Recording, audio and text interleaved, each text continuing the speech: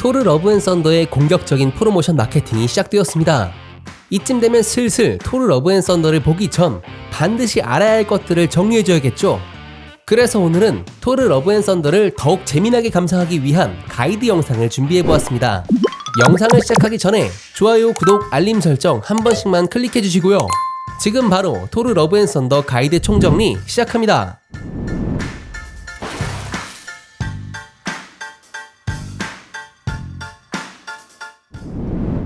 먼저 토르 러브 앤 썬더는 토르 라그나로크를 제작했던 타이카 와이티티 감독이 또다시 메가폰을 잡아 제작한 작품입니다. 과거 토르 천둥의 신과 토르 다크월드, 이 두 가지 작품은 어땠었나요? 마블 영화치곤 상당히 잔잔하고 어두운 분위기에 크게 이렇다 저렇다 할 만한 인상적인 장면을 보여주지 못해 많은 아쉬움으로 평가받고 있던 토르의 솔로 영화였지만 3편인 토르 라그나로크부터는 타이카 와이티티 감독의 합류로 특유의 진지하면서도 재미있는 유머 코드가 녹아들고, 거기다 사건의 배경이 우주로 확장되면서 가디언즈 오브 갤럭시와 같은 스페이스 오페라 장르의 느낌이 물씬 풍기며 우리가 알던 토르의 이미지와는 전혀 다른 모습을 선보여 팬들에게 호평을 받은 작품이 되었죠. 이번 작품도 기대할 수밖에 없는 것이 공개된 예고편부터 우리의 뇌리에 강한 인상을 심어놓는 장면이 여러 등장하는데요. 맥주 애호가 뚱토르였던 것을 독특하고 혹독한 다이어트 방법을 통해 다시 몸짱 토르로 돌아오는 장면과 마블 시네마틱 유니버스에서 하차한 제인 포스터가 갑자기 토르의 부서진 묠리르를 들어올리며 마이티 토르로 컴백하는 모습, 그리고 이런 히어로들의 등장을 더욱 돋보이게 할 카리스마 있고 압도적인 힘을 가진 빌런 신도살자 고르의 임팩트는 토르 러브 앤 썬더의 개봉이 하루빨리 앞당겨지길 하는 마음을 불러일으킵니다. 그러고 보면 타이카 와이티티 감독은 이런 거 잘하는 것 같네요. 토르 라그나로크 예고편에도 토르의 묠리르가 부서지는 충격적인 장면과 그 묠리르를 부숴버릴 만큼 강력한 빌런 헬라의 등장, 이런 거로 사람들을 기대하게 만드는데 선수네요, 선수. 자, 선수들 입장하세요. 어쨌든 우리는 영화를 보기 전 토르가 지금까지 어떠한 상황이었는지도 살펴보면 좋겠죠? 그래서 전편을 보지 않은 분들이나 혹은 영화를 봤어도 너무 오래전에 봐서 기억이 나지 않는 분들을 위해서 초압축적으로 깔끔하게 정리 한번 해드리겠습니다. 토르는 아스가르드의 왕 오딘의 아들이며 이복동생 로키가 있죠. 서리거인의 갑작스러운 침공에 빡이 친 토르는 불같은 성격 탓에 요툰헤임으로 반격을 나갔다가 오딘의 분노로 지구로 추방! 지구에서 제인 포스터 일행을 만나 인간미를 배우게 되는데, 알고 보니 이복동생 로키가 아스가르드를 먹기 위한 음모였음을 알고 다시 힘을 각성하여 아스가르드로 복귀해 로키를 떼찌해줍니다. 하지만 로키는 반성은커녕 오히려 타노스와의 짝짝꿍으로 치타우리 군대를 이끌고 지구를 침공, 동생을 막기 위해 지구의 히어로 집단 어벤져스의 일행이 되어 번개 후라이 튀김으로 뉴욕 전투에 승리하고 테서렉트를 들고 로키와 함께 아스가르드로 컴백. 그런데 하필이면 때마침 5000년마다 발생하는 컨버전스와 맞물렸던 탓에 다크 엘프들이 알람을 듣고 일어나 에테르를 노리고 아스가르드를 공격하는데, 어쩔 수 없이 감옥에 있던 로키와 힘을 합쳐 에테르를 파괴하려 하지만 그 전투에서 로키는 사망! 아무튼 지구의 그리니치에서 말레키스와 최후의 결투 끝에 승리한 토르는 아스가르드로 돌아가 오딘에게 왕자를 물려받길 거부합니다. 그런데 이런 미친! 오딘의 진짜 정체는 로키였다는 충격적인 결말. 토르는 그 사실을 모른 채 지구에 남아있는 인피니티 스톤을 되찾기 위해 어벤져스와 함께 하이드라의 잔당을 처리하는데, 토니가 마녀에게 홀려 제작한 울트론이 지구를 박살내버리려고 해 소코비아에서 울트론들과 최후의 대결을 끝마치고 스톤을 노리는 누군가의 정체를 찾기 위해 우주로 떠납니다. 그렇게 스톤의 행방을 찾아 떠났지만 성과는 1도 없었고, 대신 아스가르드의 멸망 라그나로크를 막을 방법으로 수르트를 무찌르고 돌아오는데, 아스가르드의 상태가 영 좋지 못했으니 이보시오, 의사 양반! 왕으로 변신한 로키가 국정 운영을 개판으로 만들어놨고, 오딘을 데리고 가려고 했지만 끝내 생을 마감하며 죽음의 신 헬라가 개같이 부활!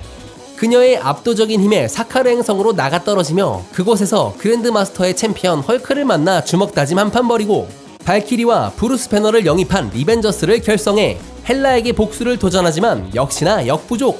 그래서 생각해낸 것이 수르트를 부활시켜 헬라와 함께 아스가르드를 완벽하게 빠개버리고 지구로 향하는 우주선에 타노스가 합승을 시도합니다.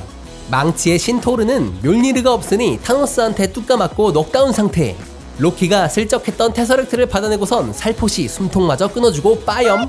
운 좋게 구조 신호를 받은 가오갤 멤버들이 토르를 발견하고 망치의 신답게 새로운 무기를 제작하러 토끼와 나무를 데리고 니다벨리르로 향합니다.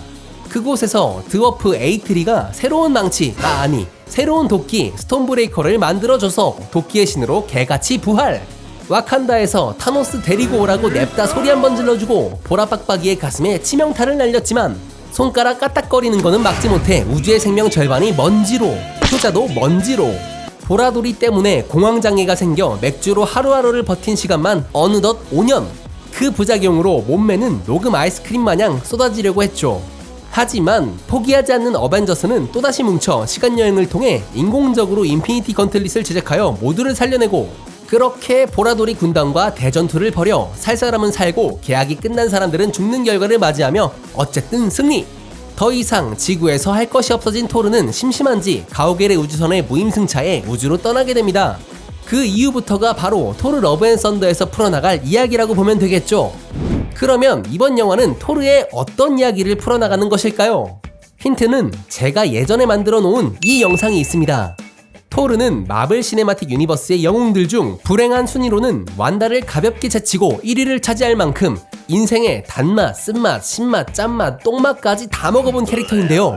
그 세부사항을 하나하나 조목조목 따져보면 다크엘프에게 어머니 프리가 왕비가 살해당하는 장면을 두 눈으로 직접 목격! 하나뿐인 여친 제인에게는 차이고, 망할 이복동생의 불효짓으로 아버지 오딘은 지구에서 빛나는 먼지가 되고, 갑자기 나타난 성깔 있는 친누나가 애지중지하던 장난감을 파괴! 덤으로 친하게 지내던 동네 친구들 3명이 그 자리에서 순삭! 게다가 오딘 코스프레까지 할 수 있도록 한쪽 눈알까지 찔러주시고, 본인이 태어나고 자란 고향 아스가르드는 토대까지 완전 박살!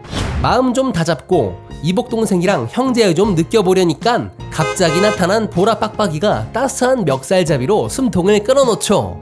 1+1으로 문지기까지. 자, 어떻습니까? 이러니 토르가 미쳐버릴 수밖에요. 이 정도 겪었으면 진짜 아무런 의욕도 없는 게 당연할 겁니다. 이제 토르에게 남은 것이라곤 그 어떤 것도 없습니다. 부모, 형제, 전우, 사랑 전부요. 따라서 토르는 여기서 더 불행해질 요소들이 없습니다. 더 뒤로 물러날 곳이 없단 얘기죠. 그리하여 이제는 앞으로 나아가는, 즉 행복해질 일들만 있다는 건데요. 그래서 이번 작품의 제목이 토르 러브 앤 썬더인 겁니다. 번역하자면 사랑과 천둥! 사랑과 천둥! 결과적으로 토르는 이번 작품을 통해서 다시 사랑하는 사람을 만나게 되어 마음을 치유하게 될 겁니다. 무조건요. 반박시 여러분의 말이 무조건 맞으니까 일단 끝까지 들어보시고, 그런데 토르의 이야기가 너무 순탄하게 흘러가기만 하면 재미가 없으니까 토르가 행복을 되찾는 과정을 방해할 최강의 빌런 고르가 첨가되는 거라고 봅니다. 고르는 원작에서도 신들을 학살하는 무시무시한 빌런으로 그려졌습니다. 때문에 신도살자라고 불릴 만큼 강력한 빌런임에는 틀림없죠. 그렇다면 이 무시무시한 빌런을 어떻게 이기느냐? 백지장도 맞들면 낫다는 속담이 있듯 혼자서는 무리가 있기 때문에 여기서 등장해주는 토르의 옛사랑 제인 포스터, 그것도 마이티 토르로 등장하면서 토르와 함께 힘을 합쳐 고르를 무찌를 것으로 예상됩니다. 다만 그녀가 어째서 마이티 토르가 되었는지에 대한 내용은 영화 속에서 풀어줄 것이기 때문에 조금만 더 기다려봅시다. 끝으로 이번 영화의 주요 등장인물들을 캐릭터 포스터를 통해 간략하게 알아보고 이번 영상을 마치도록 하겠습니다. 먼저 토르는 앞에서 전부 설명했으므로 패스. 다음은 제인 포스터입니다. 토르의 전 여친이자 실력 있는 천문학자인 그녀. 어벤져스 에이즈 오브 울트론에서 노벨 수상자 명단에 이름을 올릴 만큼 유명해졌다고 하는데 무슨 이유인지 토르와 결별을 한 뒤로는 아무런 소식을 접할 수 없었습니다. 하지만 이번 작품에서는 그녀가 묠니르를 들어올리며 마이티 토르로 등장할 예정이죠. 원작처럼 암투병을 앓고 있다는 것이 공식화되었으니 마블 코믹스의 내용을 어느 정도 참고하시면 영화 속 마이티 토르의 탄생을 이해하는 데 도움이 될 것 같습니다. 다음은 메인 빌런 신도살자 고르입니다. 이름 그대로 신들을 학살하고 다니는 고르. 예고편에서 토르와 코르그가 거대한 무언가를 바라보는 장면이 있는데 이는 수호신 베헤모스로 고르의 손에 처참히 살해된 것으로 추측되죠. 그가 신들을 죽이는 이유를 원작에서 힌트를 얻자면 고르는 상황이 어려울 때마다 신들을 믿고 기도를 올렸지만 아무런 보답은 없었고 최악으로 극한의 상황에 부닥쳤을 때 우연히 신들이 진짜로 존재한다는 사실을 알게 되고 그동안 자신의 기도에 응답하지 않는 신들에게 분노의 감정을 느끼며 그들을 찾아 학살을 벌이고 다니는 빌런이 되겠습니다. 다음은 발키리입니다. 그녀는 사카르 행성에서 스크래퍼 142로 활동하며 그랜드마스터의 챔피언을 상대할 도전자들을 넘기는 거래를 해왔죠. 하지만 토르의 설득으로 아스가르드로 돌아와 헬라를 상대하는 데 도움을 줍니다. 그 이후로는 뉴 아스가르드에서 지내다가 토르가 가오갤 멤버들과 떠나기 전 아스가르드의 통치를 맡기며 현재는 실질적인 국정 운영을 하는 국왕의 위치에 있다고 보면 되겠습니다. 다음은 제우스입니다. 토르가 북유럽 신화의 신이라면 제우스는 그리스 로마 신화의 신이죠. 이터널스에서 아리셈을 통해 올림피아의 존재가 부정되었지만 이번 토르 러브 앤 썬더 예고편 속 제우스가 존재하는 이곳이 올림피아로 추정되죠. 바람기가 많았던 신화 속 원작의 고증이 잘 반영된 것처럼 제우스의 주변에 여러 명의 여성이 있으며 옷을 벗기는 마법 또한 능숙하게 발휘합니다. 그리고 그가 사용하는 최강의 무기, 벼락을 사용하는 것을 확인할 수 있는데 이후 발키리가 제우스의 벼락을 사용하는 것으로 보아 어째 제우스의 등장이 짤막하게 그려질 것 같다는 예상이 되네요. 다음은 코르그입니다. 사카르 행성에서 투기장 이벤트용 선수로 활약을 했었고 혁명을 일으키며 로키와 함께 아스가르드로 넘어와 헬라의 군대와 전투를 벌이기도 했었죠. 그 뒤로는 공황장애가 온 토르와 함께 뉴 아스가르드에서 포트나이트를 즐기며 한적하게 시간을 보냅니다. 그래도 보라돌이 군단과의 전투에 참여해서 활약하는 모습을 보여주었고 이번 토르 러브 앤 썬더에서는 전작들보다 더 큰 역할을 맡을 거라고 하는데 어쩌면 로키의 빈자리에 코르그가 채워지면서 둘의 재미난 콤비를 기대해 볼 수 있을 것 같습니다. 마지막은 투스 나셔와 투스 그라인더입니다. 배를 끄는 흰색과 검은색 두 마리의 염소로 누가 투스 나셔고 누가 투스 그라인더인지는 영화가 공개되기 전까지는 알 수 없을 것 같습니다. 원작처럼 토르의 주요 이동수단으로 사용되는데 배의 어느 부분에 스톤 브레이커를 장착하면 비포로스트가 생성되어 빠른 이동이 가능해지죠. 이렇게 캐릭터 포스터까지 나온 것으로 봐선 작품 속에서 큰 활약을 할 것 같다는 생각이 듭니다. 끝! 자, 오늘은 토르 러브 앤 썬더의 프로모션 마케팅을 통해 영화를 보기 전 무조건 도움이 되는 가이드 영상을 준비해보았습니다. 오늘 영상이 재미있고 또 유익했던 분들은 좋아요, 구독, 알림 설정 한 번씩만 부탁드립니다. 그러면 저는 다음 영상으로 찾아오겠습니다. 지금까지 메밀목도리였습니다. 감사합니다.